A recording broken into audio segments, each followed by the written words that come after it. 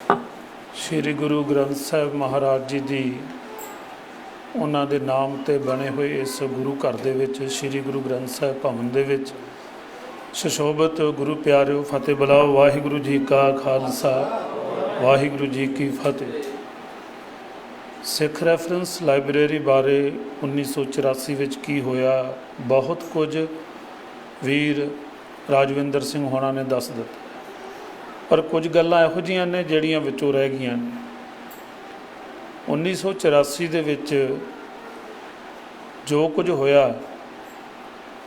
वो ਆਪਾਂ ਸਾਰੇ ਤਕਰੀਬਨ ਜਾਣਦੇ ਹਾਂ। ਸਿੱਖ ਰੈਫਰੈਂਸ ਲਾਇਬ੍ਰੇਰੀ ਦੇ ਸੰਬੰਧ ਵਿੱਚ ਸ਼ਬਦਲ ਸਿੰਘ ਤੇ ਰਣਜੀਤ ਸਿੰਘ ਨੰਦੇ ਨੇ ਜਿਹੜਾ ਉਹਨਾਂ ਨੇ ਕਿਹਾ ਸੀ ਵੀ ਅਸੀਂ ਪੰਜਾਬ ਪੁਲਿਸ ਵਿੱਚ ਸੀ, ਪਰ ਸਾਨੂੰ ਡੈਪੂਟੇਸ਼ਨ ਤੇ CBI ਦੇ ਵਿੱਚ ਸ਼ਾਮਲ ਕੀਤਾ ਗਿਆ 1984 ਦੇ ਵਿੱਚ। ਉਹਦੇ ਵਿੱਚ ਸ਼ਬਦਲ ਸਿੰਘ, ਰਣਜੀਤ ਸਿੰਘ ਨੰਦਾ ਤੇ 3 ਮੈਂਬਰ CBI ਦੇ ਦਿੱਲੀ ਤੋਂ ਜਿਹੜੇ ਆਏ ਸਨ। ਉਹਨਾਂ ਨੇ 5 ਨੇ ਸਾਰਾ ਕੁਝ ਆਪਣੇ ਹੱਥੀਂ ਚੁੱਕ ਕੇ ਤੇ ਬਾਹਰ ਗੱਡੀਆਂ ਦੇ ਵਿੱਚ ਰੱਖ ਕੇ ਜਿਹੜਾ ਉੱਥੇ ਫਰਨੀਚਰ ਸੀ ਜਾਂ ਜਿਹੜਾ ਉੱਥੇ ਰੱਦੀ ਸੀ ਜਾਂ ਜਿਹੜੇ ਹੋਰ ਰਸਾਲੇ ਸਨ, ਅਖਬਾਰਾਂ ਦੇ ਵੱਡੇ ਵੱਡੇ ਬੰਡਲ ਸਨ, ਉਹਨਾਂ ਨੂੰ ਅੱਗ ਲਾ ਕੇ ਇਹ ਸ਼ੋਅ ਕੀਤਾ ਗਿਆ ਕਿ ਕ੍ਰਾਸ ਫਾਇਰਿੰਗ ਦੇ ਵਿੱਚ ਲਾਇਬ੍ਰੇਰੀ ਸੜ ਗਈ। ਜਦ ਕਿ 6 ਜੂਨ ਨੂੰ ਸਵੇਰੇ 4 ਵਜੇ ਤੋਂ ਬਾਅਦਾਂ ਸਾਰਾ ਕਬਜ਼ਾ ਸ਼੍ਰੋਮਣੀ ਕਮੇਟੀ ਤੋਂ ਔਰ ਇੰਡੀਅਨ ਆਰਮੀ ਨੇ ਆਪਣੇ ਕਬਜ਼ੇ ਵਿੱਚ ਲੈ ਚੁੱਕੇ ਸਨ। ਉਦੋਂ ਬਾਅਦਾਂ ਕੋਈ ਗੋਲੀ ਨਹੀਂ ਚੱਲੀ। 7 ਤਰੀਕ ਨੂੰ ਸਵੇਰੇ ਲੋਕਾਂ ਨੇ ਉਸ ਵੇਲੇ ਦੇ ਜਿਹੜੇ ਚਸ਼ਮਦੀਦ ਸਨ, ਭਾਵੇਂ ਉਹ ਵੀਰ ਦੁੱਗਲ ਜੀ ਹੈ ਜਾਂ ਹੋਰ ਨੇ, ਉਹਨਾਂ ਨੇ 7 ਤਰੀਕ ਨੂੰ ਸਵੇਰੇ ਦੇਖਿਆ ਕਿ ਉੱਥੇ ਅੱਗ ਜਿਹੜੀ ਲੱਗੀ ਹੋਈ ਸੀ ਲਾਇਬ੍ਰੇਰੀ ਦੇ ਵਿੱਚ, ਜਦ ਕਿ 6 ਤਰੀਕ ਨੂੰ ਪਹਿਲਾਂ ਹੀ ਸਾਰਾ ਕੁਝ ਉੱਥੋਂ ਮੂਵ ਕਰ ਲਿਆ ਗਿਆ ਸੀ। ਸ਼ਬਦਲ ਸਿੰਘ ਤੇ ਰਣਜੀਤ ਸਿੰਘ ਨੰਦਾ ਕਹਿੰਦੇ ਅਸੀਂ ਪ੍ਰੂਫ ਵਜੋਂ ਇੱਕ ਅੱਧੀ ਕੋਈ ਨਾ ਕੋਈ, ਜਦੋਂ ਵੀ ਅਸੀਂ ਛੁੱਟੀ 'ਤੇ ਆਉਂਦੇ ਸਾਂ ਘਰ ਦੇ ਵਿੱਚ, ਤੇ ਅਸੀਂ ਕਦੀ ਭਗਤ ਬਾਣੀ ਸਟੀਕ, ਕਦੀ ਭਾਈਵਾਰਾਂ ਦਾ ਸਟੀਕ ਜਾਂ ਗੁਟਕਾ ਸਾਹਿਬ ਸਟੀਕ ਜਾਂ ਕੋਈ ਹੋਰ ਧਾਰਮਿਕ ਪੁਸਤਕ ਜਿਹੜੀ ਸੀ, ਅਸੀਂ ਉਹ 1 2 3 ਵਾਰਾਂ ਸ਼੍ਰੋਮਣੀ ਗੁਰਦੁਆਰਾ ਪ੍ਰਬੰਧਕ ਕਮੇਟੀ ਨੂੰ ਦੇ ਕੇ ਗਏ ਕਿ ਤੁਸੀਂ ਚਿੱਠੀ ਪਾਈ ਜਾਂਦੇ ਹੋ ਕਿ ਲਾਇਬ੍ਰੇਰੀ ਸੜ ਗਈ ਹੈ ਅਤੇ ਉਹਦਾ ਨੁਕਸਾਨ ਬਹੁਤ ਸਾਡਾ ਹੋਇਆ। ਤਾਂ ਕੁਛ ਨਹੀਂ ਸੜਿਆ, ਅਸੀਂ ਸਭ ਕੁਝ ਲੈ ਕੇ ਗਏ। ਉਹਦੇ ਵਿੱਚ ਇੱਕ ਪੁਆਇੰਟ ਵੀ ਰਾਜਵਿੰਦਰ ਸਿੰਘ ਜੀ ਤੁਸੀਂ ਨੋਟ ਕਰ ਲਓ। ਉਹ ਸ਼ਬਦਲ ਸਿੰਘ ਕਹਿੰਦਾ ਕਿ 18 ਵੱਡੇ ਟਰੰਕ, ਜਿਹੜੇ ਉਹਨੇ ਫਰਮ ਦਾ ਨਾਮ ਹੀ ਦੱਸਿਆ ਸੀ ਵੀ ਅਕਾਲ ਤਖ਼ਤ ਸਾਹਿਬ ਦੀ ਬੈਕ ਸਾਈਡ 'ਤੇ ਜਿਹੜੀ ਉਹ ਫਰਮ ਸੀ, ਉਹਨਾਂ ਤੋਂ 18 ਵੱਡੇ ਟਰੰਕ ਅਸੀਂ ਲਿਆ ਕੇ ਸ਼੍ਰੀ ਗੁਰੂ ਗ੍ਰੰਥ ਸਾਹਿਬ ਦੇ ਸਰੂਪ ਉਹਦੇ ਵਿੱਚ ਸ਼ੋਭਿਤ ਕੀਤੇ ਸਨ। ਉਹ ਇਹ ਵੀ ਕਹਿੰਦੇ ਨੇ ਕਿ ਅਸੀਂ ਉਹਨਾਂ ਨੂੰ ਇੱਕ ਆਰਮੀ ਅਫੀਸਰ ਨੂੰ ਕਿਹਾ ਸੀ ਵੀ ਜਿਸ ਗੁਰੂ ਦੀ ਅਸੀਂ ਕਸਮ ਖਾ ਕੇ ਤੁਹਾਡੀ ਨੌਕਰੀ ਕਰ ਰਹੇ ਹਾਂ ਨਾ, ਉਹ ਗੁਰੂ ਗ੍ਰੰਥ ਸਾਹਿਬ ਅਸੀਂ ਆਪਣੇ ਪੈਰਾਂ ਦੇ ਵਿੱਚ ਜਾਂ ਟੇਬਲ ਦੇ ਉੱਤੇ ਇਸ ਤਰ੍ਹਾਂ ਥੱਲੇ ਖਿਲਰੇ ਹੋਏ, ਸਾਨੂੰ ਬਹੁਤ ਜ਼ਿਆਦਾ ਇਸ ਗੱਲ ਦਾ ਦੁੱਖ ਹੈ। ਫਿਰ ਉਹਨਾਂ ਦੇ ਵਿੱਚੋਂ ਇੱਕ ਅਫੀਸਰ ਨੇ ਕਿਹਾ ਵੀ ਚਲੋ ਤੁਸੀਂ ਇਹਦੀ ਸੰਭਾਲ ਕਰ ਸਕਦੇ। 190 ਬੋਰੀਆਂ ਵੱਡੀਆਂ ਚੱਕ ਕੇ ਲੈਂਦੀਆਂ, ਜਿਨ੍ਹਾਂ ਵਿੱਚੋਂ 120 ਬੋਰੀਆਂ ਦੀ ਨੰਬਰਿੰਗ ਵੀ ਹੋਈ ਅਤੇ ਨਾਲ 18 ਜਿਹੜੇ ਵੱਡੇ ਟਰੰਕ ਸਨ। ਉਸ ਤੋਂ ਬਾਅਦ ਕਹਿੰਦੇ ਸਾਡਾ ਡਿਊਟੀ ਸੀ ਕਿ ਏਅਰਪੋਰਟ 'ਤੇ ਪਹੁੰਚਾ ਕੇ ਆਓ, ਤਾਂ ਅਸੀਂ ਰਾਜਾ ਸਾਂਸੀ ਏਅਰਪੋਰਟ 'ਤੇ ਪਹੁੰਚਾ ਕੇ ਆਏ। ਪਰ ਆਹ ਜਿਹੜਾ ਚੰਡੀਗੜ੍ਹ ਸ਼ਹਿਰ ਹੈ, ਇਹਦੇ ਵਿੱਚ ਮੇਰਾ ਖਿਆਲ ਜਿਵੇਂ ਭੁੱਲਦਾ ਨਾ ਹੋਵਾਂ 38 ਸੈਕਟਰ ਦੇ ਵਿੱਚ ਇੱਕ ਕਲਚਰਲ ਸੈਂਟਰ ਹੈ ਪੰਜਾਬ ਗੌਰਮੈਂਟ ਦਾ। ਉਹਦੇ ਵਿੱਚ ਲਗਭਗ 2002 ਦੇ ਵਿੱਚ ਇੱਕ ਵੀਰ ਮੈਨੂੰ ਕਹਿੰਦਾ ਵੀ ਮੇਰੇ ਫਾਦਰ ਸਾਹਿਬ ਉੱਥੇ ਕਲਚਰਲ ਸੈਂਟਰ ਵਿੱਚ ਲੱਗੇ ਨੇ ਅਤੇ ਉਹਨਾਂ ਨੇ ਵੀ ਕੁਝ ਸਮਾਨ ਜਿਹੜਾ ਸੀ ਸ਼੍ਰੋਮਣੀ ਕਮੇਟੀ ਨੂੰ ਦਿੱਤਾ ਹੈ। ਅਸੀਂ ਉੱਥੇ ਗਏ, ਉਹਨਾਂ ਨੇ ਸਾਨੂੰ ਇੱਕ ਅਖਬਾਰ ਦੀ ਕਟਿੰਗ ਵੀ ਦਿੱਤੀ ਸੀ। ਉਹਦੇ ਵਿੱਚ ਸ਼੍ਰੋਮਣੀ ਗੁਰਦੁਆਰਾ ਪ੍ਰਬੰਧਕ ਕਮੇਟੀ ਦੇ ਉਸ ਵੇਲੇ ਦੇ member principal Satbir Singh 97 painting ਅਤੇ 13-14 ਹੱਥ ਲਿਖਤ ਜਿਹੜੇ ਖਰੜੇ ਸਨ ਉਹ ਰਿਸੀਵ ਕਰ ਰਹੇ ਨੇ। ਉਹਦੇ ਨਾਲ ਹੀ ਸ਼੍ਰੋਮਣੀ ਗੁਰਦੁਆਰਾ ਪ੍ਰਬੰਧਕ ਕਮੇਟੀ ਦੇ ਇੱਕ ਮੁਲਾਜ਼ਮ ਦਾ ਜਿਹੜਾ ਗੁਰਦੁਆਰਾ ਇੰਸਪੈਕਟਰ ਹੁੰਦਾ, ਉਹਦੇ ਨਾਲ ਸਾਈਨ ਸੀ, ਇੱਕ ਸੇਵਾਦਾਰ ਦੇ ਸਾਈਨ ਸੀ। ਕਹਿੰਦੇ ਇਹ ਸਾਰਾ ਕੁਝ ਅਸੀਂ ਪਟਿਆਲੇ ਗੁਰਦੁਆਰਾ ਸਾਹਿਬ ਉਸ ਸ਼੍ਰੋਮਣੀ ਕਮੇਟੀ ਮੈਂਬਰ ਦੇ ਪ੍ਰਿੰਸੀਪਲ ਸਤਬੀਰ ਸਿੰਘ ਦੇ ਹੈਂਡਓਵਰ ਅਸੀਂ ਕਰ ਆਏ ਸੀ। ਮੈਂ ਪਟਿਆਲੇ ਗਿਆ, ਉੱਥੋਂ ਮੈਨੂੰ ਕੋਈ ਪੇਂਟਿੰਗ ਉੱਥੋਂ ਨਜ਼ਰ ਨਹੀਂ ਆਈ। ਅੰਮ੍ਰਿਤਸਰ ਗਿਆ, ਉਹਨਾਂ ਨੂੰ ਪੁੱਛਿਆ, ਉਹ ਕਹਿੰਦੇ ਜਿਹੜਾ ਉੱਥੇ ਚੀਜ਼ ਆਈ ਉੱਥੇ ਹੀ ਹੋਏਗੀ। ਕਿਸੇ ਪ੍ਰਕਾਰ ਦੀ ਵੀ ਭੱਜ ਨੱਸ ਕਰਨ ਤੋਂ ਬਾਅਦ ਉੱਥੇ ਕਿਸੇ ਨੇ ਵੀ ਨਹੀਂ ਕਿਹਾ ਕਿ ਇਹ ਚੀਜ਼ ਜਿਹੜੀ ਸਾਡੇ ਕੋਲ ਹੈ ਕਿ ਨਹੀਂ ਹੈ। मैं अखबारां की कटिंग भी जाके उस वेले दे प्रधान नूं सैकटरी नूं सारिਆਂ ਨੂੰ विखाए भी आ वेखो ਉੱਥੋਂ ਦੇ ਕਲਚਰਲ ਸੈਂਟਰ ਦੇ ਲੋਕ ਜਿਹੜੇ ਨੇ ਉਹ ਤੁਹਾਨੂੰ ਕੁਝ ਫੜਾ ਰਹੇ ਨੇ। ਉਹ ਮੈਨੂੰ ਮੈਂ ਪੁੱਛਿਆ, ਮੈਂ ਕਿਹਾ ਵੀ ਤੁਹਾਡਾ ਆਰਮੀ ਨਾਲ ਕੀ ਸੰਬੰਧ ਆ, ਤੁਸੀਂ ਇੱਥੇ ਕਿਉਂ, ਤੁਹਾਡੇ ਕੋਲ ਕਿਵੇਂ ਆਈਆਂ? ਉਹ ਕਹਿੰਦੇ ਥੋੜ੍ਹੀ ਜਿਹੀ ਰਿਪੇਅਰ ਦੀ ਲੋੜ ਸੀ ਅਤੇ ਉਹਦੇ ਵਾਸਤੇ ਸਾਡੇ ਕੋਲ ਆਈਆਂ ਸਨ। ਤਾਂ ਉਹ ਸਾਡੇ ਕੋਲ ਸਾਰਾ ਕੁਝ ਪੰਜਾਬ ਅੰਗਰੇਜ਼ੀ ਟ੍ਰਿਬਿਊਨ ਦੇ ਵਿੱਚ ਉਹਨਾਂ ਦੀ ਖਬਰ ਲੱਗੀ ਸੀ, ਉਹ ਸਾਰਾ ਕੁਝ ਦਿੱਤਾ। ਅਜੇ ਤੱਕ ਨਾ ਤਾਂ ਪਟਿਆਲੇ ਦੇ ਵਿੱਚ ਗੁਰਦੁਆਰਾ ਸਾਹਿਬ ਦੁੱਖ ਨਿਵਾਰਨ ਸਾਹਿਬ ਤੋਂ ਸਮਾਨ ਲੱਭਿਆ ਅਤੇ ਨਾ ਹੀ ਸ਼੍ਰੋਮਣੀ ਕਮੇਟੀ ਨੇ ਕਦੀ ਦੱਸਿਆ ਕਿ ਇਹ ਚੀਜ਼ ਅਸੀਂ ਅਜਾਇਬ ਘਰ ਵਿੱਚ ਰੱਖੀ ਹੈ ਜਾਂ ਕਿੱਥੇ ਰੱਖੀ ਹੈ। ਉਸ ਤੋਂ ਬਾਅਦ ਜਦੋਂ ਅਸੀਂ ਕੇਸ ਪਾਇਆ ਸਨ 2002 ਦੇ ਵਿੱਚ, ਤਾਂ ਉਸ ਵੇਲੇ ਜਿੱਥੇ ਦੋਸ਼ੀਆਂ ਨੂੰ ਕਟਹਿਰੇ 'ਚ ਖੜ੍ਹਾ ਕੀਤਾ ਸੀ ਉੱਥੇ 6ਵਾਂ ਨੰਬਰ ਸ਼੍ਰੋਮਣੀ ਗੁਰਦੁਆਰਾ ਪ੍ਰਬੰਧਕ ਕਮੇਟੀ ਦਾ ਸੀ। ਇਹਨਾਂ ਦਾ ਵਕੀਲ ਉੱਥੇ ਜਾ ਕੇ ਕਹਿਣ ਲੱਗਾ ਕਿ ਅਸੀਂ ਮੇਨ ਧਿਰ ਜਿਹੜੀ ਸਾਡੀ ਹੋਣੀ ਚਾਹੀਦੀ ਹੈ। ਜਿਹੜੀਆਂ ਗੱਲਾਂ ਸਾਡੇ ਵਕੀਲ ਰੰਜਨ ਲਖਨਪਾਲ ਨੇ ਕਰਨੀਆਂ ਸੀ ਉਹ ਜੱਜ ਸਾਹਿਬ ਆਪ ਹੀ BK ਰਾਏ ਨੇ ਆਪ ਹੀ ਕਹਿ ਦਿੱਤੀਆਂ। ਕਹਿੰਦੇ ਤੁਹਾਨੂੰ ਸ਼ਰਮ ਆਉਣੀ ਚਾਹੀਦੀ ਹੈ, 20-22 ਸਾਲ ਹੋ ਗਏ ਤੁਸੀਂ ਅਜੇ ਤੱਕ ਕੁਝ ਲੱਭ ਨਹੀਂ ਸਕੇ, ਕੋਈ ਕਰ ਨਹੀਂ ਸਕੇ। ਤੁਹਾਡੀ ਇੱਕ ਚਿੱਠੀ ਸੈਂਟਰ ਨੂੰ ਜਾਂਦੀ ਹੈ ਹਰ ਸਾਲ ਵੀ ਸਾਡੀ ਸਿੱਖ ਰੈਫਰੈਂਸ ਲਾਇਬ੍ਰੇਰੀ ਵਾਪਸ ਕਰ ਦਿਓ, ਅਤੇ ਅਜੇ ਤੱਕ ਕੁਝ ਕੀਤਾ ਨਹੀਂ। ਤੈਨੂੰ ਕਿਵੇਂ ਅਸੀਂ ਪਟੀਸ਼ਨਰ ਦੇ ਵਿੱਚ ਰੱਖ ਲਈਏ, ਤੂੰ 2 ਨੰਬਰ ਦੇ ਵਿੱਚ ਆ ਜਾ। ਪਰ ਉਸ ਟਾਈਮ ਤੋਂ ਬਾਅਦ ਉਹ ਬੰਦਾ ਜਿਹਨੂੰ HS ਮੱਤੇਵਾਲ ਕਹਿੰਦੇ ਆ, ਉਹ ਇਸ ਕੇਸ ਦੇ ਵਿੱਚ ਕਦੀ ਆਇਆ ਹੀ ਨਹੀਂ। ਬਾਅਦ ਵਿੱਚ ਜਿਸ ਦਿਨ ਕੇਸ ਦਾ ਫੈਸਲਾ ਹੋ ਰਿਹਾ ਉਸ ਦਿਨ ਜ਼ਰੂਰ HS ਮੱਤੇਵਾਲ ਰੋਪੜ ਅਦਾਲਤ ਦੇ ਵਿੱਚ ਪ੍ਰਕਾਸ਼ ਬਾਦਲ ਦੀ ਅਤੇ ਸੁਖਬੀਰ ਬਾਦਲ ਦੀ ਜਿਹੜੀ ਉਹ ਧੋਖਾਧੜੀ ਵਾਲਾ ਕੇਸ ਸੀ ਉਹਦੀ ਜ਼ਮਾਨਤ ਜ਼ਰੂਰ ਕਰਵਾ ਰਿਹਾ ਸੀ। ਪਰ ਜਿੱਥੇ ਲਾਇਬ੍ਰੇਰੀ ਦਾ ਕੇਸ ਦਾ ਫੈਸਲਾ ਹੋਣਾ ਸੀ ਉੱਥੇ ਛੋਟੇ ਛੋਟੇ ਵਕੀਲ ਜਿਹੜੇ ਹੁਣੇ ਇਹਨਾਂ ਨੇ ਦੱਸਿਆ ਕਿ 20 ਲੱਖ 22 ਲੱਖ 25 ਲੱਖ, ਚਲੋ ਭਲਾ ਹੋਵੇ ਉਹਦਾ। ਉਹਨੇ ਇੱਕ ਗੱਲ ਕਹਿ ਦਿੱਤੀ, ਕਹਿੰਦੇ ਗੁਰੂ ਗ੍ਰੰਥ ਸਾਹਿਬ ਦੇ ਸਰੂਪਾਂ ਦੀ ਕੋਈ ਜਿਹੜਾ ਮੁੱਲ ਪੈ ਨਹੀਂ ਸਕਦਾ। ਔਰ ਉਸ ਤੋਂ ਬਾਅਦ ਜਿਸ ਤਰ੍ਹਾਂ ਉਹਨਾਂ ਨੇ ਚੀਜ਼ਾਂ ਕੋ ਭੇਜੀਆਂ, ਸ਼੍ਰੋਮਣੀ ਕਮੇਟੀ ਦਾ ਕੋਈ ਵੀ ਵਕੀਲ ਹਾਈ ਕੋਰਟ 'ਚ ਇਹ ਨਹੀਂ ਕਹਿ ਸਕਿਆ ਵੀ ਹਾਂ ਸਾਨੂੰ ਆ ਸਮਾਨ ਮਿਲ ਗਿਆ। ਜਿਹੜੀ ਇਹਨਾਂ ਨੇ ਨਾਂ ਲਿਆ ਸੀ ਦਲਮੇਗ ਸਿੰਘ ਦਾ, ਦਲਮੇਗ ਸਿੰਘ ਬਾਅਦ ਵਿੱਚ ਆਉਂਦਾ ਹੈ। 84 ਦੇ ਵਿੱਚ ਭਾਨ ਸਿੰਘ ਅਤੇ ਕੁਲਵੰਤ ਸਿੰਘ, ਇਹਨਾਂ ਦੋਨਾਂ ਨੇ ਜੋ ਵੀ ਰਿਸੀਵ ਕੀਤਾ ਹੈ, ਮੁੜ ਕੇ ਵੇਖੋ ਇਹ ਕਿੰਨਾ ਚਿਰ ਭਾਨ ਸਿੰਘ ਦੀ ਤਾਂ ਮੌਤ ਹੋ ਗਈ, ਪਰ ਕੁਲਵੰਤ ਸਿੰਘ ਅੱਜ ਵੀ ਜਿਉਂਦਾ ਰੰਧਾਵਾ। ਉਹਨਾਂ ਨੇ ਉਸ ਤੋਂ ਬਾਅਦ ਕੁਝ ਨਹੀਂ ਵੇਖਿਆ। ਜਿਹੜੇ 200 ਕੁਝ ਸਰੂਪ ਕਹਿੰਦੇ ਨੇ ਵੀ 222 ਸਰੂਪ ਅਸੀਂ ਜਿਹੜੇ ਆ ਇੱਥੇ ਵਾਪਸ ਦਿੱਤੇ ਸੀ, ਉਹ ਅੱਜ ਤੱਕ ਵੀ ਸਿੱਖ ਰੈਫਰੈਂਸ ਲਾਇਬ੍ਰੇਰੀ ਦੇ ਵਿੱਚੋਂ ਕਿਸੇ ਵੀ ਰਜਿਸਟਰ ਦੇ ਵਿੱਚ ਲਿਖਿਆ ਨਹੀਂ ਗਿਆ ਕਿ ਉਹ ਸਰੂਪ ਨੇ ਅਤੇ ਇੰਨੀ ਤਰੀਕ ਨੂੰ ਸਾਨੂੰ ਮਿਲੇ ਆ ਜਾਂ ਕੁਛ ਨਹੀਂ ਆ, ਕੁਝ ਵੀ ਉੱਥੋਂ ਲੱਭ ਨਹੀਂ ਰਿਹਾ। ਉਲਟਾ ਹਰਦੀਪ ਸਿੰਘ ਇੱਕ ਉੱਥੇ ਉਦੋਂ ਅਸਿਸਟੈਂਟ ਸੀ ਉਹਨਾਂ ਦੇ ਦੁੱਗਲ ਜੀ ਹੋਣਾ ਦਾ, ਉਹਨਾਂ ਤੋਂ ਇਹ ਗੱਲ ਅਖਵਾ ਦਿੱਤੀ ਕਿ ਇਹ ਜਿਹੜੇ ਸਰੂਪ ਹੈ ਇਹ ਤਾਂ ਆਪਣੇ ਆਰਮੀ ਲੈ ਕੇ ਹੀ ਨਹੀਂ ਗਈ ਸੀ, ਕਿਉਂਕਿ ਇਹ ਸਰੂਪ ਜਿਹੜੇ ਸੀ ਇਹ ਦਰਬਾਰ ਸਾਹਿਬ ਕੰਪਲੈਕਸ ਦੇ ਬਾਹਰਲੇ ਸਾਈਡ ਦੇ ਉੱਤੇ 2 ਕਮਰੇ ਸੀ, ਉਹਨਾਂ ਵਿੱਚ ਸਨ, ਜਿਨ੍ਹਾਂ ਵਿੱਚ ਤਲਵਾੜਾ ਜੀ ਖੋਜ ਕਰਿਆ ਕਰਦੇ ਸਨ। ਜਦੋਂ ਦਰਬਾਰ ਸਾਹਿਬ ਦਾ ਸਾਰਾ ਕੰਟਰੋਲ ਆਰਮੀ ਨੇ ਆਪਣੇ ਵਿੱਚ ਲੈ ਗਿਆ ਤਾਂ 2 ਕਮਰੇ ਕਿਵੇਂ ਰਹਿ ਗਏ? ਦੂਸਰੀ ਗੱਲ, ਗੁਰੂ ਗ੍ਰੰਥ ਸਾਹਿਬ ਜੀ ਵਰਗੇ ਪਾਵਨ ਸਰੂਪ ਨੂੰ ਆਊਟਰ ਸਾਈਡ 'ਤੇ ਕਿਵੇਂ ਰੱਖਿਆ ਗਿਆ, ਕਿਉਂ ਉੱਥੇ ਸੁਸ਼ੋਭਿਤ ਕੀਤੇ ਗਏ? ਇਹ ਸਭ ਝੂਠ ਹੈ। ਔਰ ਜਦੋਂ ਅਕਾਲ ਤਖਤ ਸਾਹਿਬ ਦੇ ਉੱਪਰ ਇੱਕ ਅਨਪੜ੍ਹ ਸਿੱਖ ਜਿਹੜਾ ਉੱਥੇ ਉਸ ਟਾਈਮ 'ਤੇ ਜਿਹਨੂੰ ਫਰਾਸ਼ ਕਿਹਾ ਜਾਂਦਾ ਹੈ, ਉਹਨੂੰ ਜਾ ਕੇ ਸਵਰਨ ਸਿੰਘ ਨੂੰ ਉਹਨਾਂ ਨੇ ਪੁੱਛਿਆ ਵੀ ਤੂੰ ਵੀ ਸਾਈਨ ਕਰ। ਭਾਨ ਸਿੰਘ ਨਾਲ ਸੀ। ਉਸ ਬੰਦੇ ਨੂੰ ਚਲੋ ਪਹਿਲਾਂ ਤਾਂ ਮੈਂ ਮਿਲਿਆ ਨਹੀਂ, ਮੈਂ 2006 ਦੇ ਵਿੱਚ ਜਦੋਂ ਸ਼੍ਰੋਮਣੀ ਕਮੇਟੀ ਭਰਤੀ ਹੋਇਆ ਅਤੇ ਉਦੋਂ ਮੈਂ ਜ਼ਰੂਰ ਉਹਨੂੰ ਮਿਲਿਆ। ਉਹ ਵਿਚਾਰਾ ਇੰਨਾ ਅਨਪੜ੍ਹ ਸੀ ਕਿ ਉਹਨੂੰ ਇਹ ਨਹੀਂ ਸੀ ਪਤਾ ਹੁੰਦਾ ਵੀ ਆਹ ਜਿਹੜੇ 10 ਪੱਖੇ ਨਵੇਂ ਲਿਆਂਦੇ ਆ ਅਤੇ ਇਹ ਹੁਣ ਮੈਂ ਕਿਵੇਂ ਐਡ ਕਰਨੇ ਆ ਸਟੋਰ ਦੇ ਵਿੱਚ, ਅਤੇ ਕਿਵੇਂ ਪੁਰਾਣੇ ਜਿਵੇਂ ਕੀਤੇ ਉਹ ਮੈਂ ਸਾਰਾ ਕੁਝ ਕਰਨਾ। ਉਹ ਮੇਰੇ ਤੋਂ ਲਿਖਵਾਉਂਦਾ ਹੁੰਦਾ ਸੀ, ਜਾਂ ਭਾਈ ਰਘਵੀਰ ਸਿੰਘ ਜਿਹੜੇ ਜਥੇਦਾਰ ਨੇ ਉਹਨਾਂ ਤੋਂ ਲਿਖਵਾਉਂਦਾ ਹੁੰਦਾ ਸੀ। ਪਰ ਉਹਨੂੰ ਬਿਲਕੁਲ ਕੱਲੀ ਚੀਜ਼ ਜ਼ਬਾਨੀ ਯਾਦ ਹੁੰਦੀ ਸੀ ਕਿ ਮੇਰੇ ਕੋਲ ਮੇਰੇ ਰਜਿਸਟਰ ਦੇ ਵਿੱਚ ਆਹ ਚੀਜ਼ ਜਿਹੜੀ ਹੈਗੀ ਹੈ।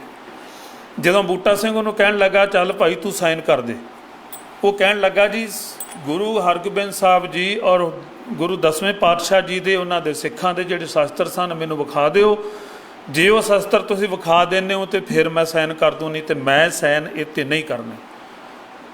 ਕਹਿੰਦੇ ਬੂਟਾ ਸਿੰਘ ਹੱਕਾ ਬੱਕਾ ਹੋ ਗਿਆ ਵੀ ਕਿੱਥੇ ਸੀ ਉਹ ਜਿਹੜੇ ਸ਼ਸਤਰ ਸੀ। ਉਹ ਸੈਂਟਰ ਦੇ ਵਿੱਚ ਜਿੱਥੇ ਕੋਠਾ ਸਾਹਿਬ ਦੀ ਸੱਜੇ ਖੱਬੇ ਬੰਨੇ ਵੱਲ ਦੀ ਜਿਹੜੀ ਸਾਈਡ ਆ, ਕਹਿਣ ਲੱਗਾ ਜੀ ਇੱਥੇ ਇੱਕ ਅਲਮਾਰੀ ਸੀ ਤੇ ਇਹਦੇ ਵਿੱਚ ਉਹ ਸ਼ਾਸਤਰ ਸਨ। ਕਿੰਨੇ ਦਿਨਾਂ ਬਾਅਦ ਉਹਨੇ ਜਦੋਂ ਇਹ ਗੱਲ ਕਹੀ, ਉਹ ਕਹਿੰਦਾ ਮੈਂ ਸਾਈਨ ਕਰ ਦੂੰਗਾ, ਪਰ ਪਹਿਲਾਂ ਦੱਸੋ ਸ਼ਾਸਤਰ ਕਿੱਥੇ ਆ। ਫਿਰ ਉੱਥੇ ਵੇਖਿਆ ਗਿਆ ਤੇ ਉਹ ਮਲਬੇ ਦੇ ਵਿੱਚ ਸਾਰੇ ਸ਼ਾਸਤਰ ਜਿਹੜੇ ਸੀ ਉਸ ਸਵਰਨ ਸਿੰਘ ਨੇ ਸਾਰੇ ਇਕੱਠੇ ਕਰਕੇ ਉਹਨੇ ਕਿਹਾ ਵੀ ਹਾਂ ਸ਼ਾਸਤਰ ਉਹੀ ਨੇ, ਪਰ ਇਹਨਾਂ ਦੇ ਮਿਆਨ ਜਿਹੜੇ ਆ ਜੋ ਵੀ ਆ ਉਹ ਸਾਰੇ ਸੜ ਕੇ ਸੁਆਹ ਹੋ ਗਏ। ਉਹਨਾਂ ਦੀ ਮੁੜ ਕੇ ਸ਼੍ਰੋਮਣੀ ਗੁਰਦੁਆਰਾ ਪ੍ਰਬੰਧਕ ਕਮੇਟੀ ਨੇ ਥੋੜ੍ਹੀ ਜਿਹੀ ਰਿਪੇਅਰ ਕੀਤੀ, ਰਿਪੇਅਰ ਕਰਕੇ ਫਿਰ ਸੁਸ਼ੋਭਿਤ ਕੀਤੇ ਗਏ। ਉਸ ਵੇਲੇ ਜਦੋਂ ਕਹਿੰਦਾ ਫਿਰ ਮੈਂ ਸਾਈਨ ਕਰਨ ਤੋਂ ਮੈਂ ਕਿਹਾ ਵੀ ਇਹਨਾਂ ਦੀ ਹਾਲਤ ਕੀ ਆ, ਇਹ ਵਿੱਚ ਲਿਖੋ ਵੀ ਆਹ ਹਾਲਤ ਵਿੱਚ ਮਿਲੇ ਨੇ। ਉਹ ਫਿਰ ਕਹਿੰਦੇ ਭਾਨ ਸਿੰਘ ਕਹਿੰਦਾ ਚਲੋ ਅਸੀਂ ਸਕੱਤਰਾਂ ਨੇ ਸਾਈਨ ਕਰਤੇ, ਤੁਹਾਨੂੰ ਕੀ ਲੋੜ ਆ, ਹੁਣ ਇਹਨਾਂ ਰਹਿਣ ਦਿਓ। ਫਿਰ ਉਹਦੇ ਸਾਈਨ ਨਹੀਂ ਹੋਏ। ਇਸ ਤੋਂ ਇਲਾਵਾ ਹੋਰ ਵੀ ਜੋ ਕੁਝ ਹੁੰਦਾ ਰਿਹਾ ਹੈ, ਜੋ ਕਰਦੇ ਰਹੇ ਆ, ਤੁਸੀਂ ਦੇਖੋ ਇਹਨਾਂ ਨੇ ਕਾਗਜ਼ ਕੱਢ ਕੇ ਵੇਖ ਲਿਆ। ਕਿਸੇ ਵੀ ਵਕੀਲ ਨੇ ਜਾ ਕੇ ਨਹੀਂ ਕਿਹਾ ਕਿ 1984 ਨਵੰਬਰ ਦੇ ਵਿੱਚ ਕੀ ਆਇਆ ਹੈ ਜਾਂ 1996 ਵਿੱਚ ਕੀ ਆਇਆ ਜਾਂ 99 ਵਿੱਚ ਕੀ ਵਾਪਸ ਆਇਆ। ਕੁਝ ਵੀ ਰਿਕਾਰਡ ਜਿਹੜਾ ਉਹ ਹਾਈ ਕੋਰਟ ਦੇ ਵਿੱਚ ਇਹਨਾਂ ਨੇ ਦੱਸਿਆ ਨਹੀਂ, ਪਰ ਇੱਕ ਚਿੱਠੀ ਜਿਹੜੀ ਆ ਉਹ ਬਾਅਦ ਵਿੱਚ ਉਹ ਪਾਉਂਦੇ ਰਹੇ। ਉਸ ਤੋਂ ਬਾਅਦ ਆ ਫਿਰ ਕੇਸ ਜਿਹੜਾ ਸੀ, ਮੈਨੂੰ ਰੰਜਨ ਲਖਨਪਾਲ ਉਹ ਕਹਿਣ ਲੱਗੇ, ਕਹਿੰਦੇ ਵੀ ਤੂੰ ਲਿਸਟ ਲੈ ਕੇ ਆ ਉਹਨਾਂ ਤੋਂ, ਵੀ ਸਾਨੂੰ ਲਿਸਟ ਚਾਹੀਦੀ। ਜਦੋਂ ਲਿਸਟ ਲੈਣ ਗਿਆ ਤੇ ਉੱਥੇ ਸਕੱਤਰ ਸੀਗੇ ਉਸ ਟਾਈਮ 'ਤੇ 2002 ਦੇ ਵਿੱਚ ਮਨਜੀਤ ਸਿੰਘ ਕਲਕੱਤਾ। ਉਹ ਕਹਿਣ ਲੱਗੇ ਆਓ ਭਾਈ ਸਾਹਿਬ ਦੱਸੋ। ਮੈਂ ਕਿਹਾ ਜੀ ਰੈਫਰੈਂਸ ਲਾਇਬ੍ਰੇਰੀ ਦਾ ਕੇਸ ਜਿਹੜਾ ਚੱਲ ਰਿਹਾ ਹੈ ਅਤੇ ਮੈਨੂੰ ਚਾਹੀਦਾ ਰਿਕਾਰਡ ਵੀ ਉੱਥੇ ਪਤਾ ਲੱਗੇ ਕਿੰਨੀਆਂ ਪੁਸਤਕਾਂ ਨੇ, ਕਿੰਨੇ ਗੁਰੂ ਗ੍ਰੰਥ ਸਾਹਿਬ ਦੇ ਸਰੂਪ ਨੇ। ਅਤੇ ਉਹਨਾਂ ਨੇ ਉਸੇ ਵੇਲੇ ਇੱਕ ਤਾਂ ਫੋਨ ਕਰ ਦਿੱਤਾ ਲਾਇਬ੍ਰੇਰੀਅਨ ਜਿਹੜਾ ਸੀ ਮੌਕੇ 'ਤੇ, ਕਹਿੰਦੇ ਵੀ ਇਹਨਾਂ ਨੂੰ ਤੁਹਾਡੇ ਕੋਲ ਆਉਣਗੇ ਸਤਨਾਮ ਸਿੰਘ, ਇਹਨਾਂ ਨੂੰ ਲਿਸਟ ਦੇ ਦਿਓ। ਪਰ ਮੈਨੂੰ ਉਹਨਾਂ ਨੇ ਸਵਾਲ ਬੇਤੁਕਾ ਜਿਹਾ ਹੀ ਕੀਤਾ, ਕਹਿੰਦੇ ਤੁਹਾਨੂੰ ਇਹ ਆਈਡੀਆ ਕਿੱਥੋਂ ਆਇਆ ਕੇਸ ਪਾਉਣ ਦਾ। ਮੈਂ ਕਿਹਾ ਸਕੱਤਰ ਸਾਹਿਬ ਇਹ ਆਈਡੀਆ ਉਦੋਂ ਆਇਆ ਸੀ ਜਦੋਂ ਭਾਰਤ ਦੇ ਡਿਫੈਂਸ ਮਿਨਿਸਟਰ ਨੇ ਅੰਮ੍ਰਿਤਸਰ ਆਣ ਕੇ ਕਿਹਾ ਸੀ ਸਾਡੇ ਕੋਲ ਸਭ ਕੁਝ ਹੈ, CBI ਕੋਲ ਹੈ, ਅਸੀਂ ਵਾਪਸ ਕਰਾਂਗੇ। ਦਿੱਲੀ ਜਾ ਕੇ 10-15 ਦਿਨਾਂ ਬਾਅਦ ਉਹਨੂੰ ਕੀ ਹੋਇਆ ਕੀ ਨਹੀਂ ਹੋਇਆ, ਪਰ ਉਸ ਬੰਦੇ ਨੇ ਬਿਆਨ ਦੇ ਦਿੱਤਾ ਵੀ 117 ਆਈਟਮਾਂ ਅਸੀਂ ਅਦਾਲਤ ਦੇ ਹੁਕਮ ਦੇ ਨਾਲ ਸਾੜ ਦਿੱਤੀਆਂ ਕਿਉਂਕਿ ਭਾਰਤ ਦੇ ਕਾਨੂੰਨ ਦੇ ਵਿਰੁੱਧ ਸੀ। ਮੈਂ ਰੰਜਨ ਜੀ ਨੂੰ ਕਿਹਾ, ਮੈਂ ਕਿਹਾ ਉਹਨਾਂ ਨੂੰ ਇਹ ਗੱਲ ਪੁੱਛੋ ਵੀ ਸਾਨੂੰ ਦੱਸੋ ਵੀ ਜਿਹੜੀਆਂ 117 ਆਈਟਮਾਂ ਉਹ ਹੈ ਕਿਹੜੀਆਂ ਸਨ, ਤਾਂ ਜਾਂ ਫਿਰ ਕਿਹੜੀ ਅਦਾਲਤ ਸੀ ਜਿਹਨੇ ਸ਼੍ਰੋਮਣੀ ਕਮੇਟੀ ਨੂੰ ਨਹੀਂ ਸੱਦਿਆ, ਕਿਸੇ ਸਿੱਖ ਧਰਮ ਦੀ ਕਿਸੇ ਕੀ ਕਹਿੰਦੇ ਹੁੰਦੇ ਆ ਜਥੇਬੰਦੀ ਨੂੰ ਨਹੀਂ ਸੱਦਿਆ, ਤੇ ਸਿੱਧਾ ਹੀ ਅੱਗ ਲਾ ਕੇ ਫੈਸਲਾ ਅੱਗ ਲਾਉਣ ਦਾ ਲਾ ਦਿੱਤਾ। ਉਹ ਕਿਹੜੀ ਅਦਾਲਤ ਸੀ, ਕਿੱਥੇ ਲੱਗੀ, ਕੀ ਗੱਲਬਾਤ ਹੈ। ਇਹੋ ਜਿਹੇ ਮੈਂ ਕਿਹਾ ਪੁਆਇੰਟ ਜਦੋਂ ਆਏ ਤਾਂ ਅਸੀਂ ਕੇਸ ਜਿਹੜਾ ਪਾਇਆ ਸੀ। ਮੈਨੂੰ 1 ਮਹੀਨੇ ਬਾਅਦ ਲਿਸਟ ਮਿਲੀ ਅਤੇ ਉਹਨੇ ਚਿਰ ਨੂੰ ਜੱਜ ਸਾਹਿਬ ਨੇ ਫੈਸਲਾ ਸੁਣਾ ਦਿੱਤਾ।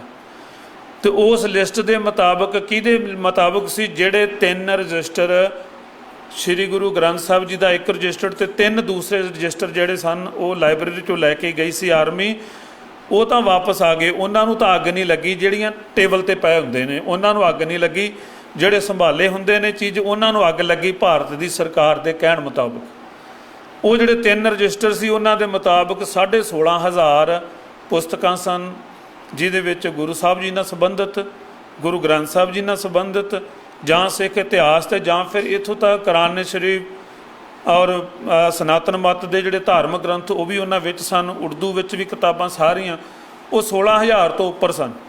ਪਰ ਦੇਖੋ ਉਦੋਂ ਵੀ ਸ਼੍ਰੋਮਣੀ ਗੁਰਦੁਆਰਾ ਪ੍ਰਬੰਧਕ ਕਮੇਟੀ ਨੇ ਅੱਜ ਤੱਕ ਵੀ ਕਦੀ ਕੋਈ ਲਿਸਟ ਜਾਰੀ ਨਹੀਂ ਕੀਤੀ ਵੀ ਇੰਨੇ ਹਜ਼ਾਰ ਆਹ ਚੀਜ਼ ਅਤੇ ਆਹ ਚੀਜ਼ ਹੈ।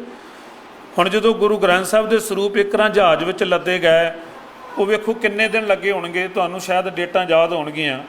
ਸ਼ਬਦਲ ਸਿੰਘ ਕਹਿੰਦਾ ਜਿਸ ਦਿਨ ਸਿੱਖਾਂ ਵੱਲੋਂ ਦਫ਼ਤਰ ਜਿਹੜਾ ਸ਼੍ਰੋਮਣੀ ਕਮੇਟੀ ਦਾ ਉਹ ਗੁਰੂ ਰਾਮਦਾਸ ਸਕੂਲ ਦੇ ਵਿੱਚ ਸ਼ੁਰੂ ਕਰ ਲਿਆ ਅਤੇ ਸ਼ਹੀਦਾਂ ਵਾਲੇ ਥਾਂ 'ਤੇ ਸਰਬੱਤ ਖਾਲਸਾ ਸੱਦ ਲਿਆ, ਅਤੇ ਉਦੋਂ ਕਹਿੰਦੇ ਭਾਜੜਾਂ ਪਈਆਂ। ਅਤੇ ਫਿਰ ਕਹਿੰਦੇ ਇਹ ਜਿਹੜਿਆਂ ਜਿਹਨੂੰ ਯੂਥ ਹੋਸਟਲ ਅੱਜ ਕੱਲ੍ਹ ਉੱਥੇ ਪਾਕਿਸਤਾਨ ਨੂੰ ਜਾਣ ਵਾਲੀ ਬੱਸ ਦਾ ਸਟੈਂਡ ਆ, ਉੱਥੇ ਬੱਸ ਉੱਥੋਂ ਤੁਰਦੀ ਹੈ ਜਿਹੜੀ ਪਾਕਿਸਤਾਨ ਜਾਂਦੀ ਹੈ, ਉਸ ਜਗ੍ਹਾ 'ਤੇ ਜਿਹਨੂੰ ਮਾਲ ਮੰਡੀ ਵੀ ਕਿਹਾ ਜਾਂਦਾ, ਉਸ ਜਗ੍ਹਾ 'ਤੇ ਕਹਿੰਦੇ ਉਸ ਦਿਨ ਤੋਂ ਬਾਅਦ ਜਦੋਂ ਸਰਬੱਤ ਖਾਲਸਾ ਅਨਾਊਂਸ ਹੋ ਗਿਆ ਫਿਰ ਸਾਰਾ ਕੁਝ ਲੈ ਕੇ ਗਏ। ਅਤੇ ਇਹਨਾਂ ਨੂੰ ਜਿਹੜਾ ਕਹਿੰਦੇ ਵੀ 84 ਦੇ ਵਿੱਚ ਜੂਨ ਦੇ ਵਿੱਚ ਹੀ ਥੋੜ੍ਹਾ ਸਮਾਨ ਦਿੱਤਾ, ਉਦੋਂ ਕਿਹੜਾ ਦਿੱਤਾ ਸੀ, ਉਹ ਕਿਉਂ ਨਹੀਂ ਕਿਸੇ ਰਿਕਾਰਡ ਵਿੱਚ ਹੁਣ ਤੱਕ ਆਇਆ। ਹੁਣ ਤੱਕ ਕੁਝ ਵੀ ਪੱਲੇ ਸਾਡੀ ਕੌਮ ਦੇ ਨਹੀਂ ਪਿਆ। ਜਿਹੜੀ ਗੱਲ ਇਹਨਾਂ ਨੇ ਕਹੀ ਸੀ ਜਾਇਜ਼ ਹੈ ਵੀ ਸੁਪਰੀਮ ਕੋਰਟ 'ਚ ਕਿਉਂ ਨਹੀਂ ਗਏ। ਗੁਰਮਤਿ ਸਿਧਾਂਤ ਪ੍ਰਚਾਰਕ ਸੰਤ ਸਮਾਜ ਬਾਬਾ ਠਾਕੁਰ ਸਿੰਘ ਚੇਅਰਮੈਨ ਸਨ, ਬਾਬਾ ਸਰਬਜੋਤ ਸਿੰਘ ਬੇਦੀ ਉਦੋਂ ਪ੍ਰਧਾਨ ਸਨ। ਮੈਂ ਕੱਲੇ ਸੰਤ ਨੂੰ ਚਿੱਠੀ ਲਿਖੀ ਵੀ ਕੇਸ ਪਾਇਆ ਵਾ ਤੇ ਦੱਸੋ ਕੀ ਹੋਣਾ ਚਾਹੀਦਾ ਕੀ ਨਹੀਂ ਹੋਣਾ ਚਾਹੀਦਾ। ਹੋਰ ਕਿਸੇ ਨੇ ਵੀ ਕੋਈ ਗੱਲ ਨਹੀਂ ਕੀਤੀ। ਇੱਥੋਂ ਤੱਕ ਜੇ ਮੈਂ ਨਾਂ ਲੈ ਦੇਵਾਂ, ਮੈਨੂੰ ਡਰ ਤਾਂ ਕਿਸੇ ਦਾ ਹੈ ਨਹੀਂ। ਭਾਵੇਂ ਸਿਮਰਨਜੀਤ ਸਿੰਘ ਮਾਨ ਨੇ ਬਹੁਤ ਮਦਦ ਕੀਤੀ, ਕਿਉਂਕਿ ਉਹਨਾਂ ਨੇ ਰੰਜਨ ਲਖਨਪਾਲ ਨੂੰ ਕਿਹਾ ਵੀ ਇਹਦੇ ਕੋਲੋਂ ਫੀਸ ਨਹੀਂ ਤੁਸੀਂ ਲੈਣੀ, ਜੋ ਫੀਸ ਹੋਏਗੀ ਮੈਂ ਦੇ ਦਿਆਂਗਾ। ਪਰ ਇੱਕ ਦਿਨ ਮੈਂ ਕਿਹਾ ਵੀ ਮਾਨ ਸਾਹਿਬ ਕੇਸ ਜਿੱਤਿਆ ਗਿਆ, ਕੋਈ ਬਿਆਨ ਹੀ ਦੇ ਦਿਓ, ਜਾਂ ਕੇਸ ਖਤਮ ਹੋ ਗਿਆ ਕੋਈ ਬਿਆਨ ਹੀ ਦੇ ਦਿਓ ਵੀ ਕੀ ਗੱਲ ਹੈ ਕੀ ਨਹੀਂ। ਕਹਿੰਦੇ ਅੱਜ ਦਿਨ ਕੱਲ੍ਹ ਦਿਨ, ਉਹ ਵੀ ਨਹੀਂ ਮੁੜ ਕੇ ਬੋਲੇ। ਇਸ ਤੋਂ ਇਲਾਵਾ ਹੋਰ ਕੋਈ ਵੀ ਬੰਦਾ ਜਿਹੜਾ ਉਸ ਟਾਈਮ 'ਤੇ, ਕਿਉਂਕਿ ਸ਼੍ਰੋਮਣੀ ਕਮੇਟੀ ਕਹਿੰਦੀ ਸੀ ਕਿ ਸਾਰਾ ਕੁਝ ਜਿਹੜਾ ਵਾ ਟਰੱਕਾਂ ਵਿੱਚ ਲੱਦ ਕੇ ਲੈ ਕੇ ਗਏ ਆ ਸ਼ਬਦਲ ਸਿੰਘ ਦੇ ਕਹਿਣਾ ਮੁਤਾਬਕ, ਪਰ ਇਹ ਨਹੀਂ ਕਿਹਾ ਵੀ ਸਾਨੂੰ ਵਾਪਸ ਕੀ ਮੁੜਿਆ। ਔਰ ਨਾ ਹੀ ਅੱਜ ਤੱਕ ਸਿੱਖ ਰੈਫਰੈਂਸ ਲਾਇਬ੍ਰੇਰੀ ਦੇ ਵਿੱਚ ਉਹ ਸਰੂਪ ਲੱਭ ਲਏ ਨੇ ਜਿਹੜੇ 318 ਜਾਂ ਜਿਹੜੇ ਪਿਛਲੇ ਜਿਹੜਾ ਹੁਣ ਜਿਹੜਾ ਕਾਂਡ ਹੋਇਆ। ਅਤੇ ਮੈਨੂੰ ਲੱਗਦਾ ਹੈ ਕਿ ਸ਼੍ਰੋਮਣੀ ਗੁਰਦੁਆਰਾ ਪ੍ਰਬੰਧਕ ਕਮੇਟੀ ਗੁਲਾਮ ਹੈ ਅਕਾਲੀ ਦਲ ਦੇ। ਅਕਾਲੀ ਦਲ ਦਾ ਪ੍ਰਧਾਨ ਭਾਵੇਂ ਲੌਂਗੋਵਾਲ ਸੀ ਅਤੇ ਭਾਵੇਂ ਬਾਦਲ ਹੈ ਅਤੇ ਭਾਵੇਂ ਗਾਂ ਨੂੰ ਹੋਰ ਆ ਜਾਵੇ। ਤਕਰੀਬਨ 1984 ਤੋਂ ਲੈ ਲਓ, ਪਹਿਲੀਆਂ ਗੱਲਾਂ ਛੱਡ ਦਈਏ, ਪਹਿਲੀ ਗੱਲ 78 ਤੋਂ ਵੀ ਲੈ ਸਕਦੇ। ਅੱਜ ਤੱਕ ਤੇ ਸ਼੍ਰੋਮਣੀ ਗੁਰਦੁਆਰਾ ਪ੍ਰਬੰਧਕ ਕਮੇਟੀ ਦਾ ਕੋਈ ਵੀ ਜਥੇਦਾਰ ਜਾਂ ਕੋਈ ਵੀ ਬੰਦਾ ਬਿਲਕੁਲ ਇੰਡੀਪੈਂਡੈਂਟ ਤੇ ਆਪਾਂ ਨੂੰ ਕੋਈ ਨਜ਼ਰ ਆਇਆ ਨਹੀਂ ਹੈ, ਅਤੇ ਆਉਣ ਵਾਲੇ ਸਮੇਂ ਵਿੱਚ ਆਉਣਾ ਵੀ ਨਹੀਂ ਹੈ। ਹੋਰ ਜਿੰਨਾ ਮਰਜ਼ੀ ਆਪਾਂ ਯਤਨ ਕਰ ਲਈਏ, ਜਿੰਨਾ ਚਿਰ ਸ਼੍ਰੋਮਣੀ ਕਮੇਟੀ ਨਹੀਂ ਅੱਗੇ ਲਾ ਕੇ ਤੁਰਦੀ, ਉਹਨਾਂ ਚਿਰ ਬਹੁਤ ਕੁਝ ਜਿਹੜਾ ਭੰਬਲ ਭੂਸਾ ਉਹਦੇ ਦਾ ਉੱਦਾਂ ਹੀ ਰਹਿ ਜਾਣਾ। ਹੁਣ ਕੇਸ ਜਿਹੜਾ ਸੀ ਉਹ ਫਾਈਲ ਹੋ ਗਿਆ, ਖਤਮ ਹੋ ਗਿਆ। ਉਹਨਾਂ ਨੇ ਇਹ ਗੱਲ ਚੰਗੀ ਕਰ ਦਿੱਤੀ ਵੀ ਭਾਰਤ ਸਰਕਾਰ ਨੂੰ ਹੁਕਮ ਹੈ ਵੀ ਜੋ ਕੁਝ ਹੈਗਾ ਵਾਪਸ ਦੇ ਆਓ। ਉਸ ਤੋਂ ਬਾਅਦ ਸੁਪਰੀਮ ਕੋਰਟ ਜਾਣ ਵਾਸਤੇ ਹੁਣ ਉੱਥੇ ਰੰਜਨ ਤਾਂ ਜਾ ਨਹੀਂ ਸਕਦਾ। ਉੱਥੇ ਜਾ ਕੇ ਇੱਕ ਵਾਰ ਅਸੀਂ ਕੰਵਲ ਸਿੰਘ ਧਾਮੀ ਦੇ ਨਾਂ ਕੇਸ ਦੇ ਵਿੱਚ ਇੱਕ ਫੀਸ ਆਪਣਾ ਕਿ ਉੱਥੇ ਵਕੀਲ ਕੀਤਾ ਸੀ, ਅਤੇ ਉਹ ਕਹਿੰਦਾ ਵੀ ਵੈਸੇ ਤਾਂ ਮੇਰੀ 5 ਲੱਖ ਫੀਸ ਹੈ। ਇਹ ਗੱਲ 1994-95 ਦੀ ਹੈ। ਵੈਸੇ ਤਾਂ ਕਹਿੰਦਾ ਮੇਰੀ 5 ਲੱਖ ਫੀਸ ਹੈ, ਪਰ ਮਾਨ ਸਾਹਿਬ ਦੀ ਚਿੱਠੀ ਹੋਣ ਕਰਕੇ 4 ਲੱਖ ਛੱਡ ਦਿਓ ਅਤੇ 1 ਲੱਖ ਫਿਰ ਵੀ ਦਿਓ, ਮੈਂ ਫਿਰ ਕੇਸ ਲੜਾਂਗਾ। ਅਤੇ 2004 ਦੇ ਵਿੱਚ ਕੀ ਹਾਲਾਤ ਨੇ, ਉਦੋਂ ਕਿੰਨੀ ਫੀਸ ਹੋਈ ਹੋਏਗੀ ਉਹਨਾਂ ਦੀ। ਇਸ ਕਰਕੇ ਉੱਥੇ ਮੇਰੇ ਜਾਣ ਦੇ ਮੇਰੇ ਕੋਲ ਸਮਰੱਥਾ ਨਹੀਂ ਸੀ। ਦੂਸਰੀ ਗੱਲ, ਮੇਰੇ ਪਰਿਵਾਰ ਦੇ ਮੈਂਬਰਾਂ ਨੂੰ 1993 ਦੇ ਵਿੱਚ ਅਜੀਤਾ, ਮੈਂ ਤੁਹਾਨੂੰ ਜੀਤਾ ਖੱਬੂ ਕਹਿੰਦਾ ਸਿੰਘ ਕਹਿਣ ਦਾ ਮੈਨੂੰ ਸ਼ਰਮ ਆਉਂਦੀ ਹੈ। ਉਹ ਜੀਤੇ ਖੱਬੂ ਨੇ ਸਾਡੇ ਪਰਿਵਾਰ ਦੇ 6 ਮੈਂਬਰ ਚੱਕੇ, 6 ਨੂੰ ਕੋਹ ਕੇ ਸ਼ਹੀਦ ਕੀਤਾ। ਉਹਨਾਂ ਦਾ ਕੇਸ ਅਸੀਂ ਹਾਈ ਕੋਰਟ ਦੇ ਵਿੱਚ ਪਾਇਆ, ਅਤੇ ਉਦੋਂ ਤੋਂ ਲੈ ਕੇ 2019 ਤੱਕ ਲਗਭਗ 26-27 ਸਾਲ ਬਣ ਜਾਂਦੇ ਆ। ਇੰਨੇ ਸਾਲਾਂ ਦੇ ਬਾਅਦ ਸਾਨੂੰ ਅਧੂਰਾ ਫੈਸਲਾ ਜਿਹੜਾ ਉਹ ਸਾਨੂੰ ਮਿਲਿਆ। ਕੁਝ ਪੁਲਿਸ ਵਾਲਿਆਂ ਨੂੰ 10-10 ਸਾਲ ਦੀ ਅਤੇ ਕੁਝ ਨੂੰ 5-5 ਸਾਲ ਦੀ ਸਜ਼ਾ ਹੋਈ। ਜਿਹੜੇ ਮੇਨ ਸਨ, ਖੂਬੀ ਰਾਮ ਜਿਹੜਾ ਉਸ ਵੇਲੇ SP ਆਪਰੇਸ਼ਨ ਤਰਨਤਾਰਨ ਸੀ, ਅੱਜ ਕੱਲ੍ਹ ਮਹਾਰਾਜੇ ਦੇ ਘਰ ਦੇ ਵਿੱਚ ਸ਼ੈਲਟਰ ਲੈ ਕੇ ਬੈਠਾ, ਉਹਨੂੰ ਤਾਂ ਨਾ CBI ਨੇ ਹੱਥ ਲਾਇਆ ਅਤੇ ਨਾ ਹੀ ਅਦਾਲਤ ਨੇ ਉਹਨੂੰ ਛੁਹਿਆ। ਜਾਂ ਕਿ ਹਾਲਾਂਕਿ ਸਾਡੇ ਪਰਿਵਾਰ ਦੇ 6 ਮੈਂਬਰਾਂ ਨੇ ਕਿਹਾ ਵੀ ਸਾਡੀਆਂ ਅੱਖਾਂ ਦੇ ਸਾਹਮਣੇ ਸਾਡੇ ਚਾਚੇ ਨੂੰ, ਸਾਡੇ ਮਾਮੇ ਨੂੰ ਇਹਨਾਂ ਨੇ ਚੁੱਕ ਕੇ ਖੜਿਆ, ਅਸੀਂ ਚਸ਼ਮਦੀਦ ਗਵਾਹ ਹਾਂ। ਸਾਡੇ ਮਾਮੇ ਦੀ ਨਹੁੰ ਨੇ, ਉਹਦੀ ਘਰਵਾਲੀ ਨੇ, ਦੋਨਾਂ ਨੇ ਕਿਹਾ ਵੀ ਮੇਰੇ ਪਤੀ ਨੂੰ ਅਤੇ ਮੇਰੇ ਪੁੱਤਰ ਨੂੰ, ਅਤੇ ਨਹੁੰ ਨੇ ਕਿਹਾ ਵੀ ਮੇਰੇ ਪਤੀ ਨੂੰ ਅਤੇ ਮੇਰੇ ਸਹੁਰੇ ਸਾਹਿਬ ਨੂੰ ਮੇਰੀਆਂ ਅੱਖਾਂ ਦੇ ਸਾਹਮਣੇ ਚੁੱਕਿਆ ਸਵੇਰੇ 5 ਵਜੇ। ਜਦੋਂ ਮੈਂ ਭੱਜ ਕੇ ਅੰਬੈਸਡਰ ਕਾਰ ਕੋਲ ਗਈ ਵੀ ਕਿਉਂ ਚੁੱਕਿਆ, ਅਤੇ ਖੂਬੀ ਰਾਮ ਨੇ ਕਿਹਾ ਤਰਨਤਾਰਨ ਆ ਜਾਓ ਤੁਹਾਨੂੰ ਦੱਸਾਂਗੇ। ਬਾਕੀ ਸਾਰੀਆਂ ਗਵਾਹੀਆਂ ਹੋਈਆਂ।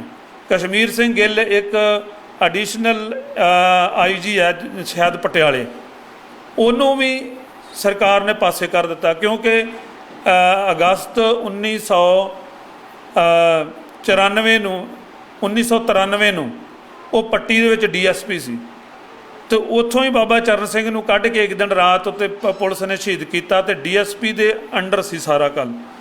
ਉਹਨੂੰ ਅਦਾਲਤ ਨੇ ਟੱਚ ਵੀ ਨਹੀਂ ਕੀਤਾ, ਉਹਨੂੰ ਉਸ ਵੇਲੇ ਪਾਸੇ ਕਰ ਦਿੱਤਾ। ਇੱਕ ਗੁਰਮੀਤ ਸਿੰਘ ਰੰਧਾਵਾ, ਜਿਹਨੇ ਮੇਰੇ ਚਾਚਾ ਜੀ ਨੂੰ UP ਵਿੱਚੋਂ ਫੜ ਕੇ ਲਿਆਂਦਾ ਸੀ, ਉਹਨੇ ਉਹ ਗਵਾਹ ਹੀ ਖਰੀਦ ਲਿਆ। ਜਿਹੜੇ ਸਾਡੇ ਗਵਾਹ ਸਨ ਉੱਥੇ 3-4 ਉਹਨਾਂ ਦੀ ਮੌਤ ਹੋ ਗਈ, ਇੱਕ ਰਹਿ ਗਿਆ ਸੀ, ਅਤੇ ਉਹਨੇ 10 ਲੱਖ ਵਿੱਚ ਉਹਨੂੰ ਖਰੀਦ ਲਿਆ। ਅਤੇ ਉਹ ਵੀ ਜੱਜ ਨੇ ਇਹ ਨਹੀਂ ਕਿਹਾ ਵੀ ਜਿਹੜੇ ਦੂਸਰੇ ਬੰਦੇ ਕਹਿ ਰਹੇ ਨੇ ਵੀ ਜਦੋਂ ਤੁਸੀਂ ਗੁਰਦੇਵ ਸਿੰਘ ਨੂੰ ਉੱਥੋਂ ਲੈ ਕੇ ਆਏ ਅਤੇ ਉਹਦੇ ਸਹੁਰਾ ਸਾਹਿਬ ਹਰ 5-7 ਦਿਨ ਹੀ ਜਾ ਕੇ ਹੱਥ ਜੋੜਦਾ ਸੀ ਕਿ ਮੇਰੇ ਜਵਾਈ ਨੂੰ ਛੱਡ ਦਿਓ, ਮੇਰੇ ਜਵਾਈ ਦਾ ਕਿਸੇ ਖਾੜਕੂਆਂ ਨਾਲ ਸੰਬੰਧ ਨਹੀਂ, ਕਿਸੇ ਵੀਰ ਨਾਲ ਸੰਬੰਧ ਨਹੀਂ, ਉਹ ਤਾਂ ਕਿਰਤ ਕਰਕੇ ਖਾਣ ਵਾਲਾ ਸੀ, ਅਤੇ ਉਹਨੂੰ ਤਾਂ ਛੱਡ ਦਿਓ। ਜਿਹੜੀਆਂ ਉਹ ਅਦਾਲਤ ਸੈਸ਼ਨ ਕੋਰਟ ਅੰਮ੍ਰਿਤਸਰ ਦੇ ਵਿੱਚ ਉਹ ਸਾਡੇ ਨਾਨਾ ਜੀ ਲੱਗੇ ਚਾਚਾ ਜੀ ਦੇ ਸਹੁਰੇ, ਉਹਨਾਂ ਨੇ ਗਵਾਹੀ ਦਿੱਤੀ ਸੀ। ਨਾ CBI ਨੇ ਉੱਤੇ ਅਮਲ ਕੀਤਾ ਤੇ ਨਾ ਹੀ ਇਹਨਾਂ ਨੇ ਕੀਤਾ। ਮੈਂ ਉਹਨਾਂ ਕੇਸਾਂ ਦਾ ਕਰਕੇ ਮੈਨੂੰ ਇੱਕੋ ਇੱਕ ਗੱਲ ਸੀ, ਕਦੀ ਇੱਧਰੋਂ ਸੁਨੇਹਾ ਆ ਜਾਂਦਾ ਸੀ 2 ਕਰੋੜ ਲੈ ਲਓ, 3 ਕਰੋੜ ਲੈ ਲਓ, 4 ਕਰੋੜ ਲੈ ਲਓ। ਇੱਥੋਂ ਤੱਕ ਅੰਮ੍ਰਿਤਸਰ ਤਰਨਤਾਰਨ ਜ਼ਿਲ੍ਹੇ ਦਾ ਪ੍ਰਧਾਨ ਸ਼੍ਰੋਮਣੀ ਅਕਾਲੀ ਦਲ ਦਾ ਅਲਵਿੰਦਰਪਾਲ ਸਿੰਘ ਪੱਖੂ ਕੇ ਸ਼੍ਰੋਮਣੀ ਕਮੇਟੀ ਦਾ ਸਾਬਕਾ ਪ੍ਰਧਾਨ, ਉਹਨੇ ਮੈਨੂੰ ਕਿਹਾ 2 ਕਰੋੜ ਤੇ ਮੈਂ ਕਹਿੰਦਾ ਤਾਂ ਵੱਧ ਕਿੰਨੇ ਲੈਣੇ ਤੂੰ ਲੈ ਤੇ ਤੂੰ ਇੰਡੀਆ ਤੋਂ ਬਾਹਰ ਹੋ ਜਾ ਤੇ ਜਿਹੜਾ ਕੇਸ ਹੈ ਉਹ ਡਿਸਮਿਸ ਹੋ ਜਾਵੇ।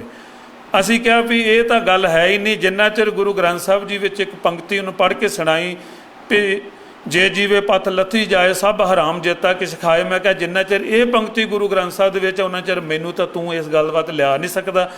ਉਸ ਤੋਂ ਬਾਅਦ ਹੁਣ ਵੀ ਸਿੱਧਾ ਹੀ ਸੂਬਾ ਸਰਹੰਦ ਉਹਨੂੰ ਕਹਿੰਦੇ ਸਨ, ਕਿਉਂਕਿ ਕਹਿੰਦਾ ਸੀ ਮੈਂ ਸੂਬਾ ਸਰਹੰਦ ਦਾ, ਮੈਂ ਤੁਹਾਡੇ ਬੱਚੇ ਵੀ ਫੜ ਫੜ ਕੇ ਮਾਰਨੇ ਆ। ਉਹ ਆਪਦੇ ਮੂੰਹ ਤੋਂ ਕਹਿੰਦਾ ਸੀ। ਕਫਨ ਆਪਣੀ ਗੱਡੀ ਦੇ ਵਿੱਚ ਰੱਖਦਾ ਸੀ, ਕਹਿੰਦਾ ਮੈਂ ਖਾੜਕੂਆਂ ਸਾਰਿਆਂ ਨੂੰ ਖਤਮ ਕਰਨਾ ਤੇ ਨਾਲ ਉਹਨਾਂ ਦੇ ਬੱਚੇ, ਉਹਨਾਂ ਦਾ ਬੀ ਜਿਹੜਾ ਉਹ ਵੀ ਖਤਮ ਕਰਨਾ। ਉਹਦਾ ਕੁੜਮ ਮੇਜਰ ਸਿੰਘ ਸਾਡੇ ਪਿੰਡ ਦਾ, ਉਹ ਫਿਰ ਆਖਰੀ ਟਾਈਮ ਤੇ ਮੈਨੂੰ ਕਹਿੰਦਾ ਮੂੰਹੋਂ ਬੋਲ ਵੀ ਕਿੰਨੇ ਕਰੋੜ ਲੈਣੇ। ਮੈਂ ਕਿਹਾ ਤੂੰ ਜਾ ਕੰਮ ਕਰ, ਜਾ ਕੇ ਤੇਰੇ ਕੁੜਮ ਨੂੰ ਮੈਂ ਜੇਲ੍ਹ ਭੇਜਣਾ, ਭਾਵੇਂ ਉਹ 10 ਦਿਨ ਰਵੇ ਤੇ ਭਾਵੇਂ 20 ਦਿਨ ਰਵੇ।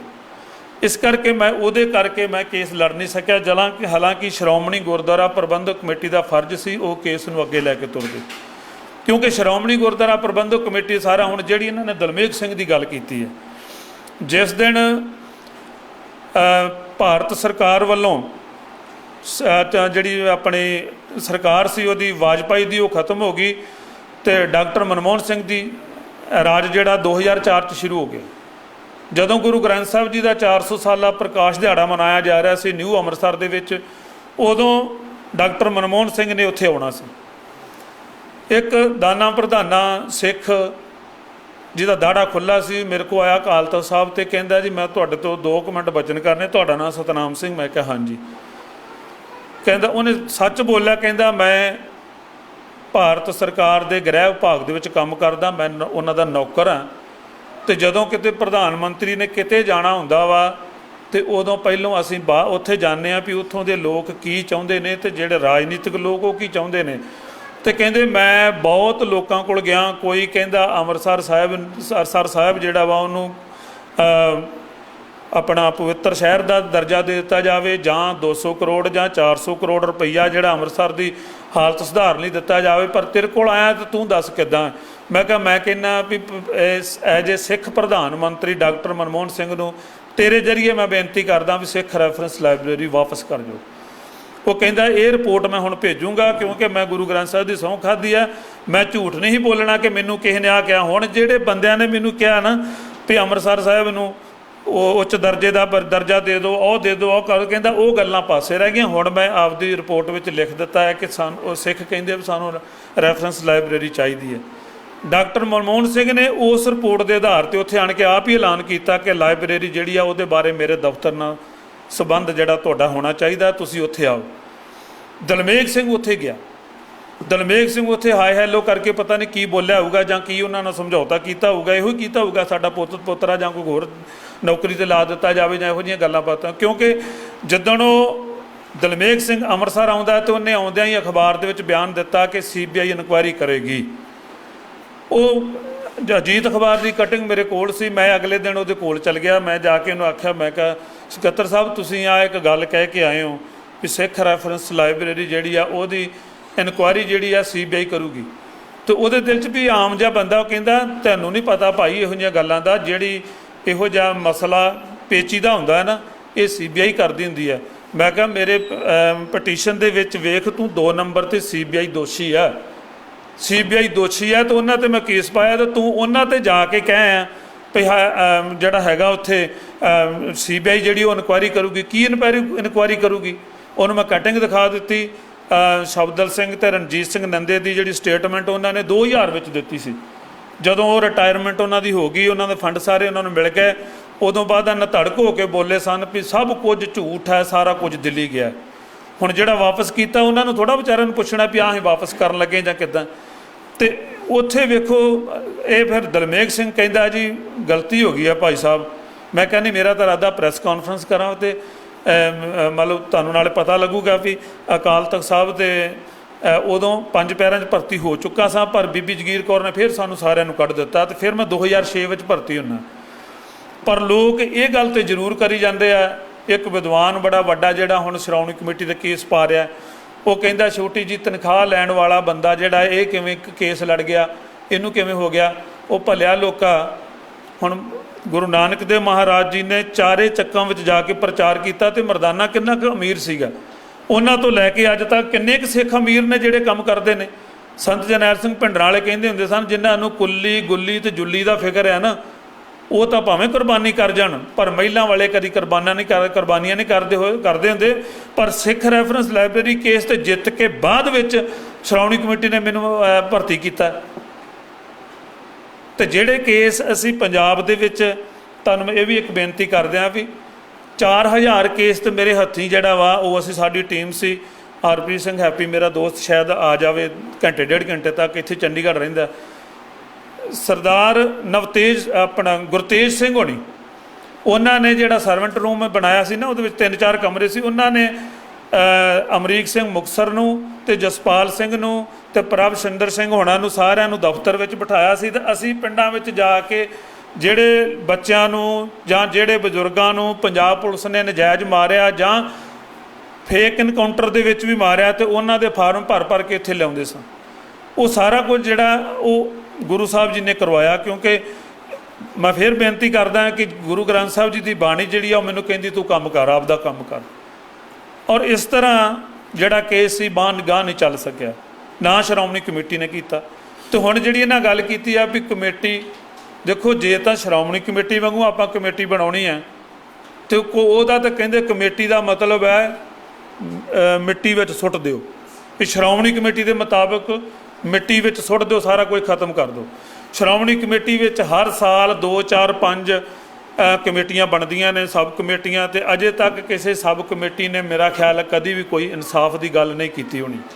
उहो ही घसे पिट्टे जिहड़े बंदे आ उन्हां दी कमेटी बनाई जाती है। जदों गुरु ग्रंथ साहब जी की गल आई 318 सरूपां की, उदों भी कमेटी बनी। बडोंगर प्रधान सन, बीबी जगीर कौर मैंबर सी, उही दलमेघ सिंह मैंबर सी, ते जिहड़ा हुण अस्तीफा दे के भज गया सी, जिन्हों आपां कहने भी वो PhD की सी उन्हें, रूप सिंह होना ने, भी तूं आत्म हत्या को करदा, आण के लड़ सामने खड़ जिहड़ी हैगी असलीयत उन्होंने 10 लोगों भी आह गल होई है, तूं हुण अस्तीफा दे के भज जाए, तो काहदी तेरी इन्नी वड्डी जिहड़ी विद्या, असीं तो 10-12 पढ़े बंदे जिहड़े असीं कभी भी इहो जी गलती नहीं कर सकते।